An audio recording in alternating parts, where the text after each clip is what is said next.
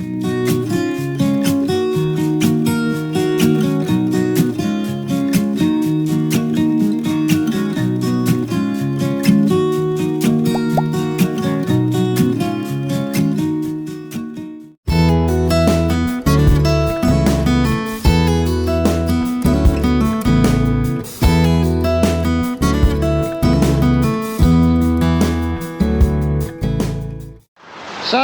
it looks like we won't be having a video this week after all, because I'm out filming and I've just stopped here to fill up, and I came to turn Buddy back on and basically he wasn't having it. I'll see what it's doing now, but I think basically the battery has just died when I switched the engine off. Yeah, so it fired up briefly and then now it comes back again. But it certainly hasn't got the juice to start.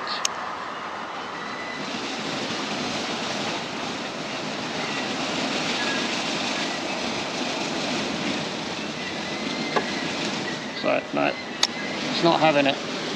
So yeah, I know that the Royal Enfield batteries don't have the best reputation. And yeah, it would seem that once they get to 3 years, if you're lucky, that's when they die. So we're out of warranty now, so I'll have to get a new battery. Hopefully that'll fix it, but unfortunately, as I say, I was out filming today and this was going to be your video for this week. So anyway, now I've had to call for recovery, so I'm going to get home, get the battery off, try and get a new one tomorrow, and hopefully that'll solve the problem, but I'll keep you updated. So sorry about that, no video.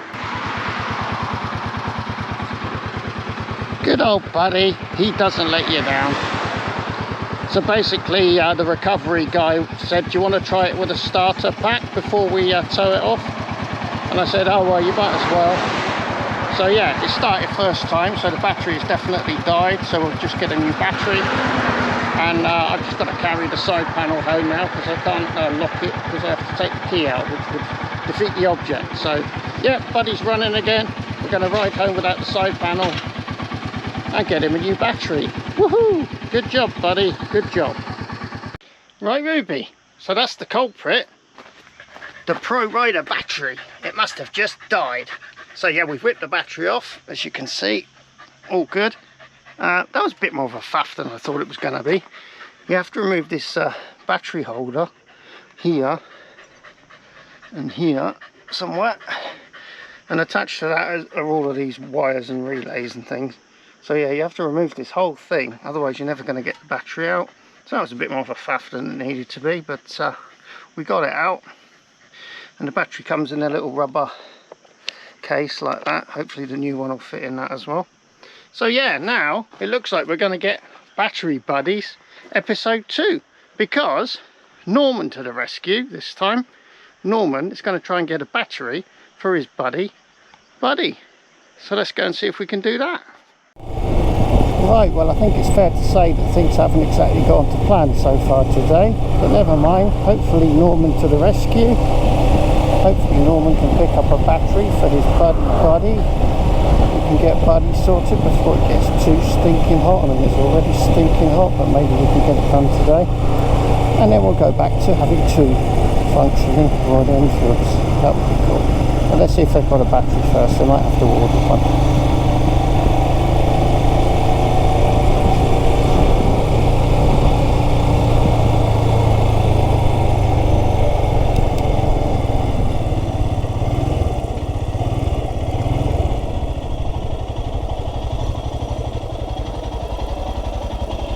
So here we are, we've arrived. Let's go and see if we've got a battery for Buddy. Great success, Norman. We got another X-side battery, a big one this time, and it's the same type more or less. And it was €40, so it's a bit steep, but you know, hopefully it'll last longer than the last one. So let's get this home and get it fitted. So, as long as this battery fits all right, we could have got a result despite various hiccups. And then the video that I was going to film today, I'll have to film another day now, I guess. It's going to be far too hot now. I was actually up at 6 AM this morning, and I was on the road by 7 because it's getting up to like 40 degrees during the afternoons now. I think today's going to be 38. So yeah, you definitely want to be back by midday if you can. So we're just going to take the battery home now, see if we can get it fitted without dying of heat exhaustion. Let's go. Don't worry, buddy, Norman's got you covered. Battery buddies. Well, what a bloody faff this is turning out to be. So to be able to connect the terminals with everything in situ, basically this tool roll holder has also got to come out.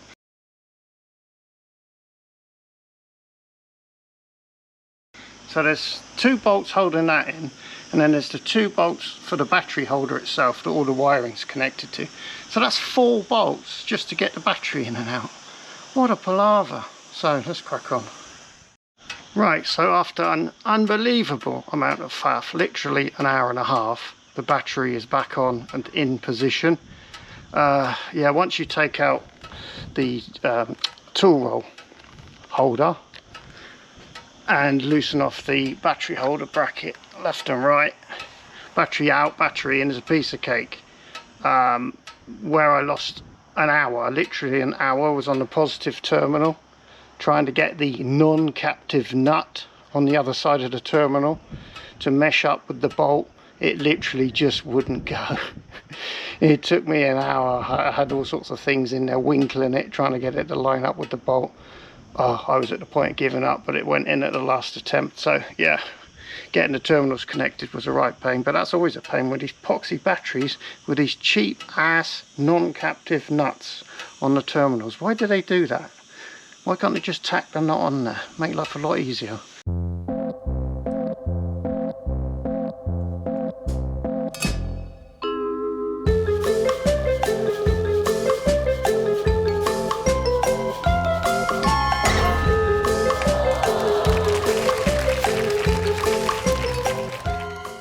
Anyway, we got it done, and as you can hear,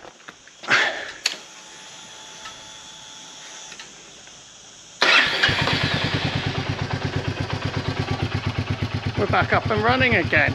So here I'd just like to mention that on the ride home, because the bike was basically running off of its own power, I did have the ECU warning light on the whole way home, and also where the odometer displays, that was switching between the odometer reading and the message check battery. So that's something to be aware of, that if this happens, that's the case. So you'll get the engine warning light, the ECU warning light. And I also had the problem that once I'd changed the battery, the ECU warning light was still on. Many thanks to Royal Enfield Ireland. On their YouTube channel, they had a video about how to reset the ECU warnings and to remove the light. So I did that, which was basically, in my case, all it entailed was holding the throttle wide open as you switch on the ignition, and then keeping the throttle held, and eventually the ECU light starts to flash, and then you're supposed to switch everything off and start the bike multiple times. But in my case, once the ECU light started to flash, before I could start the bike, the light went out. So I started the bike twice after that, and the ECU warning light didn't come on. So thanks to Royal Enfield Ireland, the YouTube channel. I will link to their video in the video description in case you have the same issue. So yeah, thanks to them, and yeah, that was it basically. Let's get back to the video. Well done, Norman. Great job. So now I've just got to get the side cover on again, and we're finished for the day. Thank God for that. Okay, thanks for watching. It wasn't the video I intended it to be, but yeah, hopefully that'll come next time. Take care, see you in the next one. Bye bye. So Ruby, thank you for helping Daddy to change the battery. That was good, you were most helpful. So, as a reward, it's time for sausages. Today's sausages are still from Simon Chili. Thanks, Simon.